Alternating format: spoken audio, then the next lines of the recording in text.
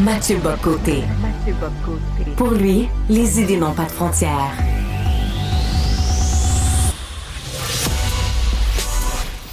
Au contraire, les idées mènent le monde.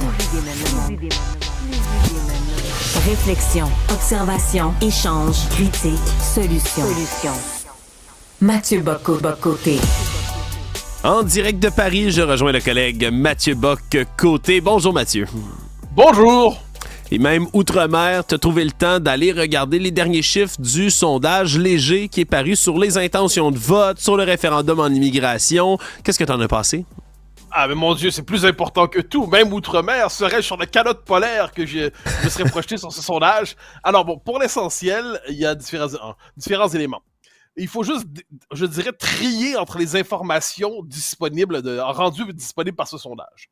Le premier élément, c'est quel que soit, sauf en 1990, 91 et 92, quel que soit le sujet, les Québécois ne sont jamais prêts à courir vers quelque référendum que ce soit.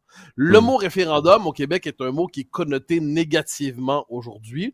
Et c'est une des réussites de la propagande fédéraliste d'avoir réussi à faire du référendum quelque chose, une espèce de passage insupportable. C'est pire qu'une visite chez le dentiste ou une colonoscopie. Donc, et pourtant, le référendum est un instrument démocratique ailleurs dans le monde. C'est un instrument qui est généralement bien considéré. Qu'on pense en France, l'appel au référendum est fort, notamment sur l'immigration dans un autre contexte. Mais on le voit en Suisse, aux États-Unis. Mais au Canada, on a réussi à diaboliser les référendums. Il n'en demeure pas moins que s'il y avait ce référendum sur l'immigration, donc globalement pour rapatrier tous les pouvoirs en immigration, les Québécois l'appuieraient massivement le camp du oui. Donc, il est presque aux 2/3, ce à quoi on pouvait s'attendre d'ailleurs. Et je serais curieux de savoir qui ferait campagne pour le non. Hein. Est-ce que les libéraux feraient campagne pour le non? Est-ce que la CAQ ferait campagne contre son propre camp? Donc, qui ferait campagne contre les pleins pouvoirs du Québec en immigration? Quoi qu'il en soit, il y aurait donc une majorité. Et c'est une majorité qui est significative. Mais les Québécois ne sont pas pressés dans leur référendum. C'est à ce moment-là qu'on peut dire qu'en démocratie, il faut quelquefois du leadership. Et je pense que François Legault, s'il veut se redonner une vitalité politique, s'il veut être capable de sortir, j'arrive sur les résultats des sondages, du sondage directement pour les partis dans un instant, s'il veut sortir de la mauvaise passe qu'est la sienne, il doit reprendre l'initiative. Et il ne peut reprendre l'initiative que sur les thèmes qui l'ont porté au sommet autrefois. C'est la question de l'identité, de la nation, de l'immigration. Et de ce point de vue, s'il décidait de faire ce référendum, même s'il n'y a pas un enthousiasme fou à l'idée de le tenir, le simple fait d'avoir une majorité très ferme, eh bien, ça lui donnerait un rapport de force, à condition de savoir quoi faire si Ottawa lui dit non pour la suite. Parce que ça, c'est toujours l'enjeu. Mais c'est assez intéressant donc de voir, première info, les Québécois ont été, on pourrait dire, ont développé un réflexe pavlovien devant le référendum négatif, mais pourtant, ils savent comment ils voteraient. Deuxième élément, et je me rapproche des sondages pour les partis en tant que tels, j'en entends dire « Ah, l'appui à la souveraineté n'a pas bougé, donc les souverainistes sont vraiment dans une mauvaise situation. » Et là, j'ai envie de faire 2 ou 3 nuances par rapport à ça. Ouais. Il faut juste voir si on a une perspective historique un peu plus longue. Est-ce qu'on comprend à quel point, depuis 20 ans, le projet souverainiste, en fait, depuis le scandale des commandites, globalement, le projet souverainiste était sorti des radars politiques au Québec. C'est un projet, ma génération est la dernière génération à avoir été socialisée politiquement autour de la question nationale. C'est pas le cas de celles qui ont suivi. Ensuite, on trouve à chaque génération des indépendantistes, comme on trouve à chaque génération un peu de tout, mais ce n'est pas un projet qui a été le projet de socialisation politique des plus jeunes. Pour les plus anciens, pour les plus vieux, pour les X, il y a le livre de Dominique Lebel qui est sorti il y a quelques semaines, qui est très intéressant, qui fait écho à ce qu'a déjà dit Antoine Robitaille dans d'autres circonstances. Le non de 95 a été vécu comme une forme de traumatisme refoulé. Donc, c'est un projet dont on ne veut plus vraiment entendre parler, mais ça ne veut pas dire qu'on est contre. Ça veut juste dire que la déception a été telle qu'on ne veut pas se repositionner là-dessus d'abord. Et pour les plus âgés, il y a aussi une forme de mélancolie, c'est-à-dire on a perdu 2 fois, est-ce qu'on peut gagner une 3e?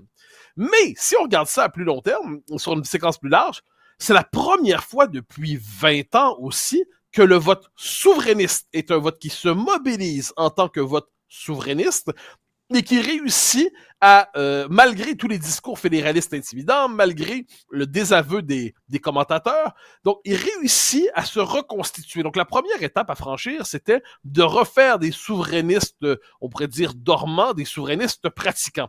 Et ça, c'est fait. Ensuite, sur une question aussi importante que l'indépendance, l'opinion, elle ne bascule pas d'un coup, soudainement, comme ça. Il suffirait d'un grand discours de PSPP ou d'Yves-François Blanchet ou un retour de Lucien Bouchard pour amener les Québécois à se reconvertir à l'option nationale. Il s'agit simplement de dire que là, ça prend son temps. Le mouvement sur une question, on n'est pas devant une simple question de parti ici. Donc, l'appui à l'indépendance s'est redensifié, il s'est repolitisé, il a regagné en cohérence. La prochaine étape, effectivement, c'est de faire augmenter les chiffres. Mais pour l'instant, c'est loin d'être une mauvaise nouvelle, d'autant que le camp du non, franchement, je serais curieux de savoir qui le dirigerait demain. Les résultats des partis. Mais là, je pense qu'on a une forme de... Le redéploiement, le réalignement partisan a eu lieu. Il a eu lieu, c'est-à-dire là, ça peut avoir des variations, plus 2, plus 3, tout ça. Mais globalement, donc je pense pas qu'il va aller tellement plus loin. Chaque parti est à peu près autour de sa base en ce moment. Donc le Parti québécois est clairement installé premier dans les sondages. La bataille maintenant est celle du numéro 2, qui sera le numéro 2 entre la CAQ et le Parti libéral. Le Parti libéral qui, par ailleurs, franchement, et soyons honnêtes, la CAQ est clairement mieux installée comme numéro 2 que le Parti libéral. Mais le PLQ, si plus la question nationale va être remobilisée, plus il va y avoir un petit espace de progression en ramenant les fédéralistes ardents, ultra, qui étaient à la CAQ et tout ça. Mais sur le fond des choses, le réalignement a eu lieu. Donc là, moi, je ne m'attends pas dans les 6 prochains mois à une espèce de d'effet d'accélération qui mettrait le PQ à 40 et puis la CAQ à, je sais pas, 12 ou 13. Là, c'est stable. Le prochain mouvement où ça va bouger, ça va être au moment des élections, dans les 6 mois qui vont précéder les élections. Ensuite, il y a une chose qu'on doit mentionner qui est importante. Je reviens un instant sur la souveraineté. PSPP, quoi qu'on en dise, il a ramené des arguments de fond sur la question nationale et il s'est fait bombarder, mais c'était un tir d'artillerie, c'est un bombardement sans fin et il se maintient.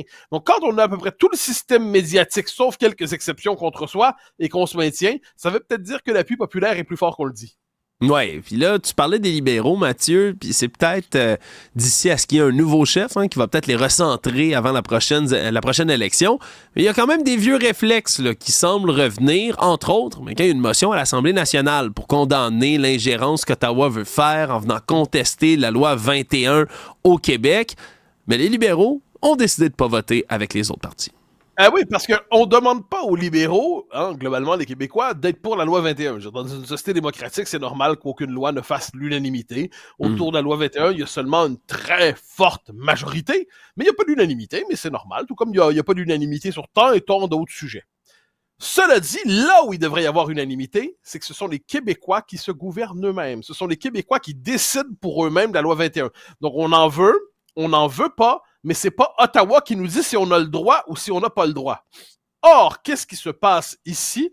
Eh bien, on a Ottawa qui décide qui annonce qu'il va s'en mêler pour tout faire tomber la loi 21. Et le Parti libéral refuse de s'associer aux autres partis de l'Assemblée nationale pour dire « Ottawa, restez chez vous, back off, comme on dit dans la langue qu'ils préfèrent, ne vous mêlez pas de nos oignons. On est fédéraliste, oui, mais on croit d'abord au droit d'autodétermination des Québécois dans les grandes questions identitaires qui sont les leurs à l'intérieur de la Fédération. » Donc, que nous disent les libéraux dans les circonstances?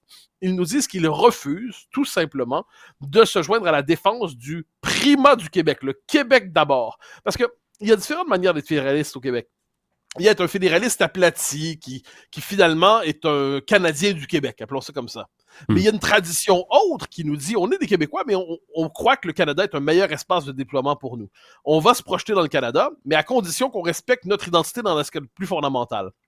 Les Québécois ont débattu pendant une quinzaine d'années pour en arriver à la loi 21, qui est une loi de compromis. Moi, j'ai souvent dit, je voudrais aller beaucoup plus loin sur ça, puis il y a des gens qui voudraient aller beaucoup moins loin. Bon, mais on a trouvé le moyen de s'entendre, puis le débat, pour l'instant, est à peu près apaisé. Donc, en se désolidarisant du principe que les Québécois, de l'autonomie québécoise en fait, l'autonomie qui peut rassembler la CAQ, le PQ, QS, les libéraux théoriquement, eh bien, ils se désolidarisent en fait de ce qui reste d'électeurs nationalistes chez eux. En fait, le PLQ est un parti aujourd'hui qui est complètement coupé du Québec francophone et qui fait tout pour aggraver cette rupture. Je dis pas qu'il n'y a pas des bons éléments dans ce parti.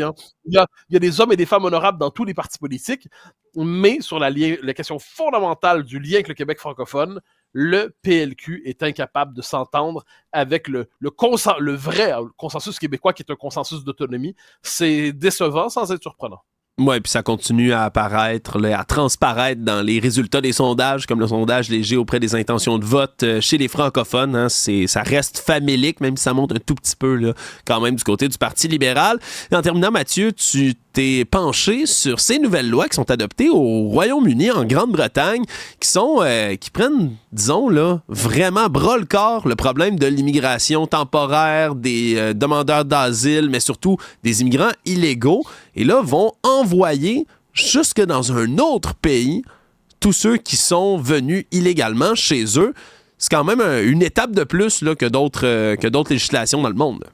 Ah oui, ben, en une minute, hein, c'est la stratégie rwandaise, on appelle ça. Donc, en gros, si vous entrez illégalement au Royaume-Uni, votre demande d'immigration ne sera pas traitée au Royaume-Uni directement, d'autant que vous avez, et même pas dans des cas extraterritoriaux sur le plan juridique, parce que la possibilité de vous fondre dans la nature est trop grande à ce moment-là. Donc, ce qu'il faut, c'est vous arrivez, vous repartez au Rwanda, et on va, puis on finance, les Britanniques financent le Rwanda généreusement pour ça, on va traiter votre demande là-bas, mais c'est quoi l'objectif avec ça? C'est de créer une stratégie dissuasive pour décourager ceux qui traversent la Manche, notamment, sans en avoir le droit. On va dire, regardez, ça coûte cher le passage, ça coûte cher, ça, les passeurs, d'ailleurs, qui sont les nouveaux esclavagistes des temps présents, tirent avantage de ça. Ben, si vous arrivez, ça sert à rien parce qu'on va traiter votre demande très loin, et c'est pas à votre avantage d'entrer illégalement. Donc, vous voulez rentrer en Grande-Bretagne?